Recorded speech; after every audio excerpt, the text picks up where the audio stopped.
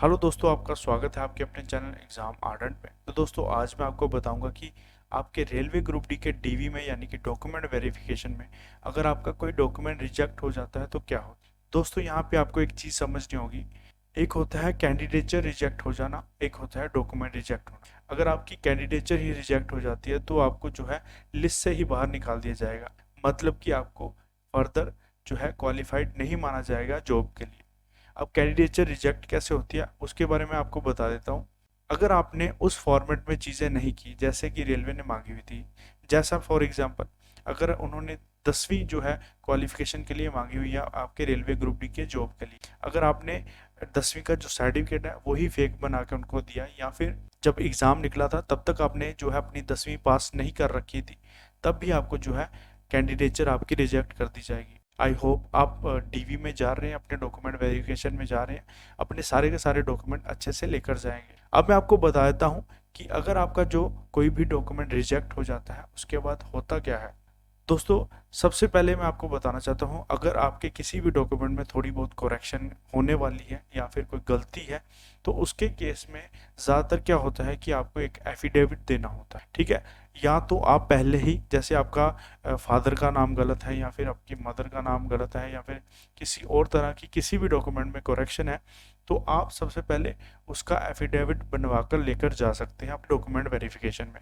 या फिर जब आप चले जाते हैं, अगर आप उनकी नज़र में आ जाती है वो चीज़ करेक्शन वाली, तो आपको वो बोल सकते हैं कि आपकी जो भी करेक्शन है उसके रिगार्डिंग अपना एफिडेविट बनवा के लेके। इसके अलावा दोस्तों, कुछ माइनर मिस्टेक्स होती हैं या फिर बोल सकते हैं आपके सर्टिफिकेट्स में जो छोटी छोटी गलतियां होती हैं उसको सेल्फ डिक्लेरेशन के द्वारा भी वो आपसे मांग सकते हैं। तीसरा केस जो सबसे इम्पोर्टेंट है, इसमें क्या होता है दोस्तों, जैसा कि मैंने आपको पहले ही बताया था कि मेरे केस में भी मेरा एक डॉक्यूमेंट जो है रिजेक्ट हो गया था, वो उस फॉर्मेट में नहीं था जैसा कि रेलवे वालों ने मांगा। तो दोस्तों, आपको क्या करना है कि सारे के सारे डॉक्यूमेंट उसी फॉर्मेट में लेकर जाने हैं जैसा कि रेलवे ग्रुप डी के जो नोटिफिकेशन में आया था।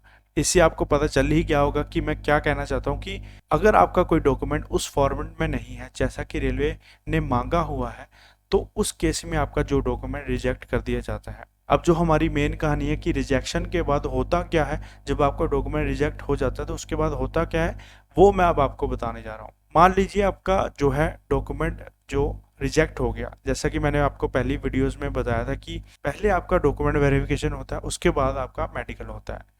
अगर आपका कोई डॉक्यूमेंट रिजेक्ट हो जाता है जो कि उस फॉर्मेट में नहीं है जैसा कि रेलवे ने मांगा हुआ है, तो आपको मेडिकल से बाहर नहीं किया जाएगा, आपको मेडिकल देने दिया जाएगा। बस आपके फॉर्म में लिख दिया जाएगा कि ये वाला डॉक्यूमेंट हमारे फॉर्मेट के अकॉर्डिंग नहीं। तो दोस्तों, इसके बाद क्या होता है कि आपका जो रिजल्ट है वो लेट हो जाता है, बाकियों का रिजल्ट आ जाता है जिनके जो है डॉक्यूमेंट सही थे, आपका रिजेक्ट हुआ था, बाकियों के सही थे, उनका रिजल्ट आ जाता है, आपका थोड़ा लेट हो जाता है। तो दोस्तों, इसके बाद क्या होता है कि आपको एक नोटिफिकेशन आता है, आपको इस तारीख तक अपना जो डॉक्यूमेंट है सही करके बनवा लेना है।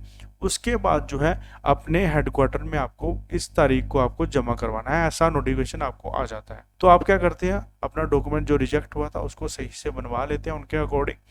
उसके बाद जो है अपना हेडक्वार्टर में उसको जमा करवाने चले जाते हैं, जो तारीख रेलवे के द्वारा दिया जाता है, रेलवे बोर्ड के द्वारा दिया जाता है जो तारीख, उसी तारीख को जाके अपने हेडक्वार्टर में वो डॉक्यूमेंट जमा करवाना होता है। ठीक है, मेरे साथ ऐसा हुआ था इसलिए मैं आपको बता पा रहा हूँ। ठीक है, तो जब आप वहाँ पे दिखा देते हैं, वो चेक कर लेते हैं कि सही है या नहीं सही है। अगर सही होता है तो आपका लगभग 1 महीने बाद रिजल्ट जो है वो आ जाता है, इतनी कोई दिक्कत नहीं। आई होप दोस्तों आपको इतना समझ लग गया होगा। अगर इसके अलावा कोई भी डाउट है आपका, वो मुझे आप पूछ सकते हैं। जितना मैं कवर कर सकता था, छोटी से छोटी वीडियो बनाने की कोशिश कर रहा था, जितना मैं कवर कर सकता था उतना मैंने किया है। अगर आपका इसके अलावा कोई भी डाउट है वो नीचे कमेंट करके आप पूछ सकते हैं। तो अगर आपको ये वीडियो पसंद आई तो प्लीज़ इस वीडियो को लाइक कर देना, अपने दोस्तों के साथ शेयर कर देना। चैनल को सब्सक्राइब नहीं किया तो प्लीज़ चैनल को भी सब्सक्राइब कर देना। तो दोस्तों, मिलते हैं अगली वीडियो में, तब तक के लिए थैंक यू, जय हिंद।